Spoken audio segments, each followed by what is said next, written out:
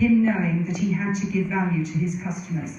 And he said now the cheese and wine is so well written about on TripAdvisor that he said we've got to keep thinking of new things to do to delight our customers.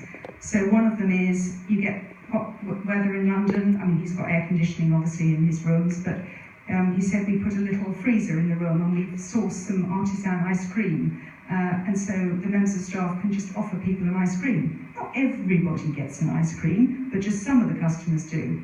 And it's those sort of little touches. It's that extra that you're not expecting, like the ice cream at Flatiron that you'll remember and talk about. Okay, I think that's just, if you want to look at them, remind yourself later. Okay, but what do your customers want?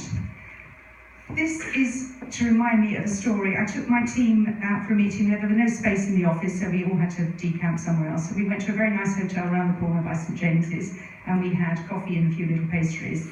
And one of my team drinks tea, and the guy served very nicely our teas and our coffees, and he said something about, shall I pour your tea? So she said, oh yes, thank you. So he pours the tea, and then he pours the milk in. And she likes her tea really strong, not swamped with milk. And it's not presuming what your customers will want. That's what he's done there. Instead of saying, do you take milk? And she would have then said, oh, but only a tiny bit. This is another story. This is one of my judges recently, was at a 5-star hotel, I think, on judging, mystery shopping, so they didn't know he was there for our awards. And at breakfast, his wife ordered poached egg, bacon and tomato. He then, the restaurant manager said, what would you like, sir? And he said this was a rather important looking restaurant manager, you know, the sort that walks around the room a bit like, I'm very special. And he said, I'd like bacon, tomato, sausage, and a poached egg. And so the restaurant manager said in his very French accent, so you want the full cooked breakfast without the mushroom? And he said, no, I don't want the black pudding either, and I don't want the baked beans. And he was almost intimidating the customer. Why didn't he just repeat the order?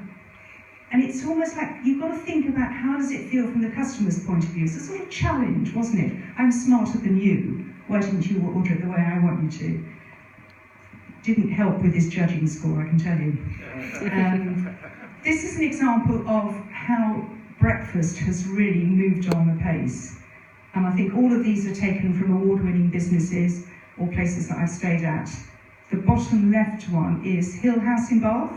Anybody ever been to Bath? Well, likely to. This is the place you have to go and stay at. On their website, it's a 6-bedroom B&B, former pub, run by 2 guys, and one of them cooks the breakfast, the other one is the charming wine host, and you all have to sit at the same table.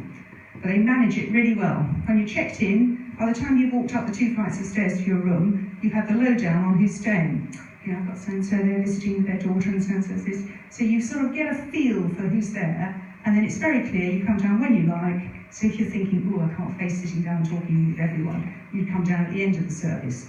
My husband and I did that. He's of the shyer nature. And then, of course, we felt a bit left out because they're all having a great time chatting away. But this place is, I think, what they do so well here. They do it the way they want to do it, but they make sure it works for their guests. No menu on the table, only one sort of orange juice, no other juices. I'm sure if you ask for something else, they do it. But this place is number 1 on TripAdvisor, or maybe it's number 2, and deservedly so, because they really put the customers first. I thought it's worth talking about trends. Trends obviously get to London first. We've just got a Pret-a-Manger in Chichester, and I'm very excited. And it's really interesting how the food in Chichester that they serve there, what's in the counter, is quite different to what's in London. In London, this extreme left picture here, see if I can make this work, this one, there, is half a sandwich. And they do half a baguette. And look at these really interesting, healthy things here, which I never choose. That's a hard-boiled egg with spinach. And these sort of people who want wellness, they want to eat protein in the morning and they don't want any carbohydrate.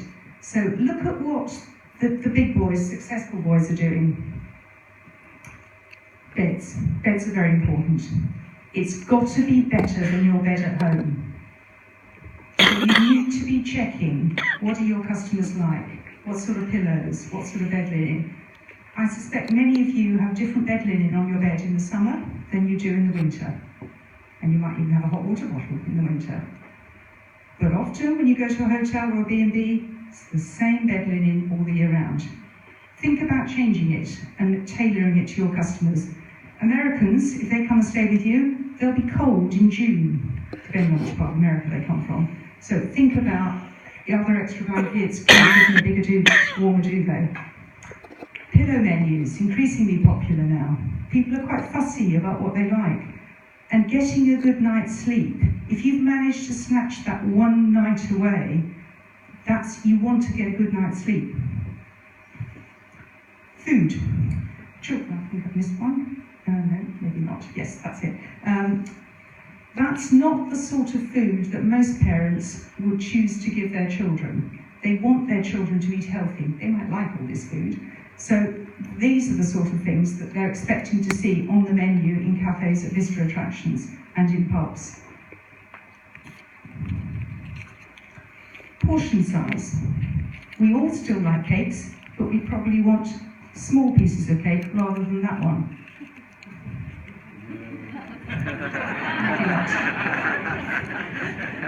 It's also quite cost effective. If you cut the piece of cake in half and serve smaller portions, you can probably charge a bit more.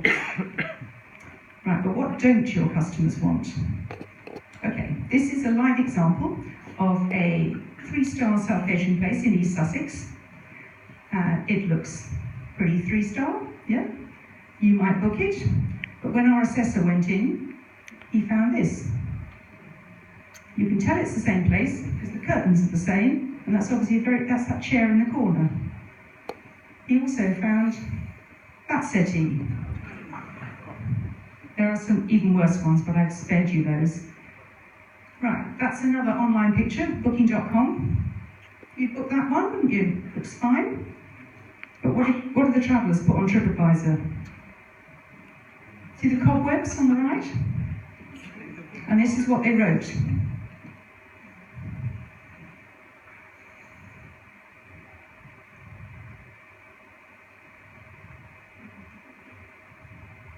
And this one, oh no, I've gone too far.